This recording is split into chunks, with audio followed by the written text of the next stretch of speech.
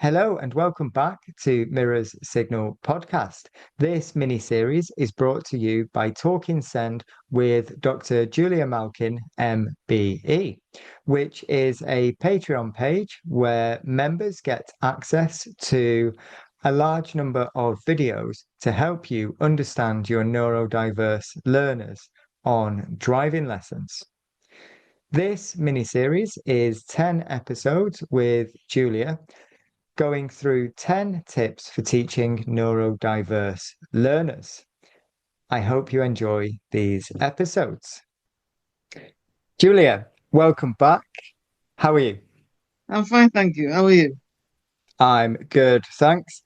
So, tonight, tip number 9, because we've established I can't count, but we're definitely on tip number 9 this evening. It's as it is, thanks. So, what is tip number 9 from you today?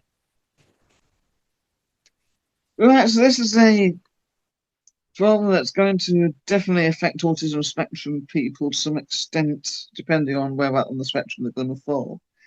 But bear in mind that if they've got one neurodivergent condition, they're likely to have a second, so you might get this in other people as well. Look out for sensory sensitivity. And by sensory sensitivity, we mean anything that is perceived by the person to be different as reaction to the senses as it would be to an everyday person. There is a sensory difference. Now, for example, the sensory sensitivity that I get a lot is to bright light.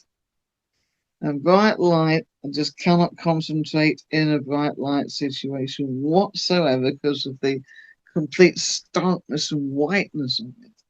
You can't concentrate at all. So that learning environment's out of the question. So anything that's strong, you can't do it. I had a pupil once who had sensory sensitivity and at college is learning computer studies and had to wear sunglasses in the room because of the brightness of the environment. And that's one example of how sensory sensitivity affects us. Now, there's the hyposensitivity that is a lot rarer. You might see it because there's not enough sensory stimulation going on. You'll see a lot of boredom coming through because there's not enough to activate the senses. But the hypersensitivity is far more common. And that's the one where everything is just in your face. There's too much brightness, too much sound, maybe, too much contrast, too much colour. Smells that can affect you as well. So watch out with that deodorant, odorants, and all the stuff in the car, air fresheners and such like. There's a lot of things that it can get with touch, and especially hot and cold. People can have different hot and cold requirements in the car to what you want because that environment is extremely uncomfortable if the temperature is wrong. Now, you're dealing with something where people, slightest little whiff of air, thinks they're in an ice box and they'll respond as such. And others can withstand a large amount of cold. If it gets over a certain temperature, then they'll start sweating. So every person's different, the way they're going to react and respond. Usually with sound, if there's even a slight little thing like a coin rolling around in the car, they're going to notice it. Be careful of that because they might have a trigger that might be an anxiety thinking there's something wrong with the vehicle if they hear something like that in the car. Sometimes, if there's a smell, they need to be told in advance. If there's a rather cluttery old motorbike or a smelly exhaust or bonfire smoke wafting down the street, something like this, because if they smell it, they could think there's something burning and they might think it's something wrong with the car. Yeah. Um, you have to watch out for sensory overwhelm. If you're passing a petrol station, there might be an enormous stink, and they're thinking, "Cool, what's that?" You have to bear in mind that when they smell and see and hear these things, they're not dreaming it, they're not making it up, it's not imagination.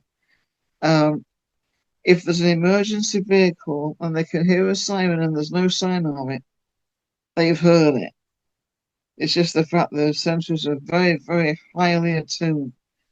Now, I live in a street where there's about 6 or 7 different cars, and I know automatically the sound of mine and the sound of my husband's van when it comes in. I know the sound of which letterbox, I know which door is which. I can hear the postcode coming in, and my husband can't hear a thing, and I can be upstairs in another room and still hear it. And all of a sudden, he's watching the TV, and I'm in the back room, and I'm thundering through into the front room. Oh, that's the front door. And we can't hear a thing. And things like that, we can be very, very sensitive to. We can be very, very strong, very, very acute with sensory. If you want an idea of what the hyposensory can be, I usually say you take the brightest light you can stand and times that by 20, and that's how it is to worst. You can take the loud sound that you can stand, you times that by 20, and that's how it is to worst. And you do that with your senses. So even the slightest little thing that's holding, if your steering wheel's hot or cold, it'll feel like ice box if it's freezing. Imagine it was a big layer of ice around your wheel. We're having to get all of that because they've taken the temperature kind of 20 degrees lower. And it's that kind of thing. You think of times it with 20 to see the kind of responses we're going to get. I think there was one, somebody made a brilliant video on YouTube, and it's several years ago, when they filmed themselves going down the street. And then the second time they're thinking, this is how the autism spectrum person does it. And they pump the volume through the roof, the brightness they turn full on, they pump the sound up to 11 and go down the street again. And it really just blasts in your face. And it's very similar to how we do it. Hypersensitivity, especially if you're on the autism spectrum. You have to warn people if they're going to be turning into a place where the sun's full in the face, and they have to be warned in advance. And if they want sunglasses, if the weather's dull and you're thinking they don't need them, but if they want to wear them, then you have to allow them to, because it's too strong.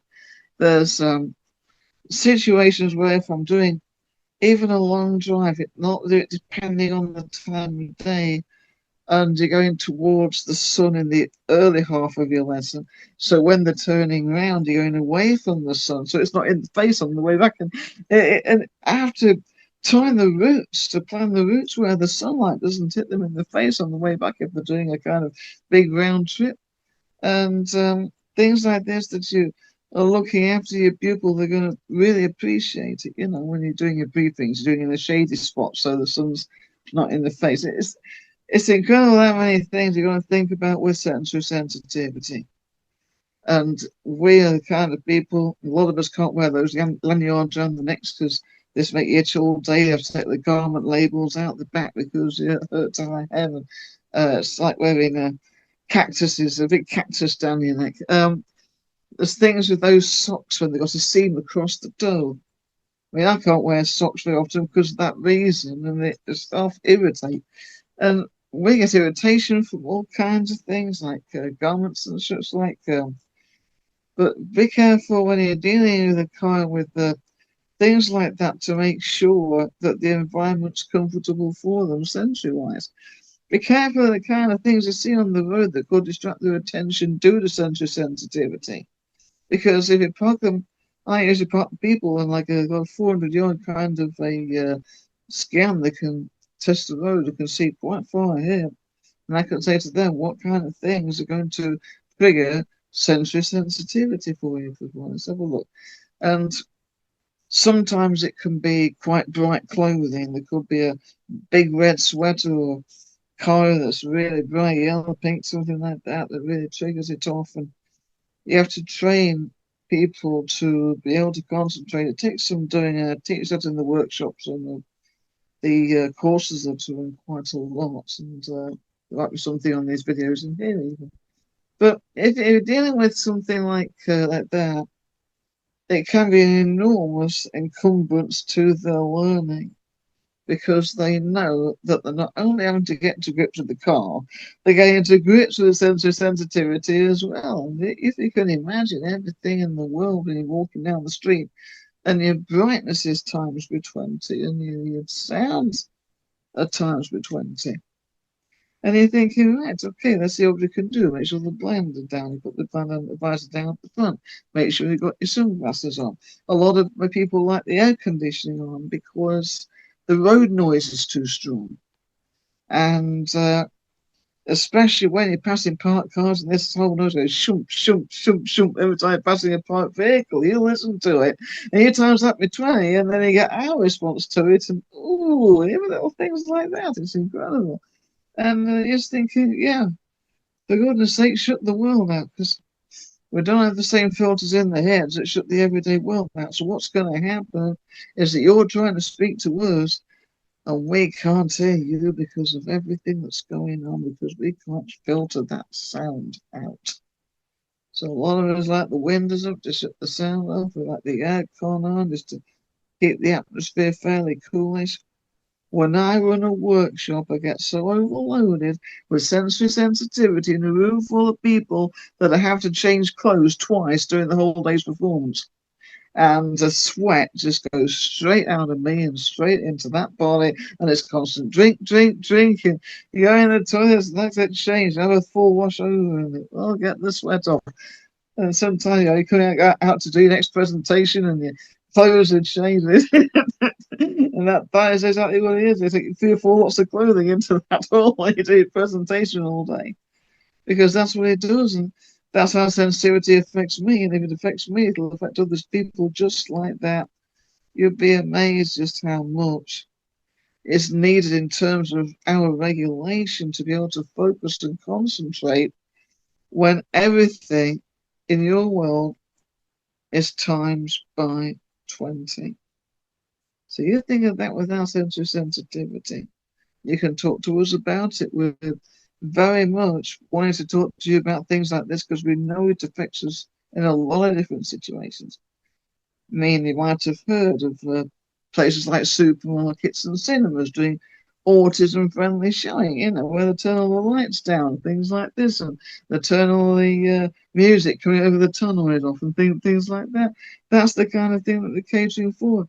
It's not autism spectrum, it's sensory sensitivity rather than anything else. They're thinking, right, we'll limit the atmosphere, bring it down a bit, and bring the atmosphere down as far as temperature is, turn all the noise off, we turn all the excess brightness out, and we make it a bit more tolerable at least. So, because you'd be amazed how these environments are going to affect us.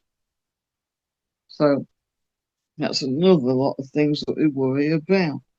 You compensate for that, you take some of the anxiety and the stress off. So that's like it's stress symptoms. If you're prepared for that to happen and know what sensitivities we have, and it varies from person to person.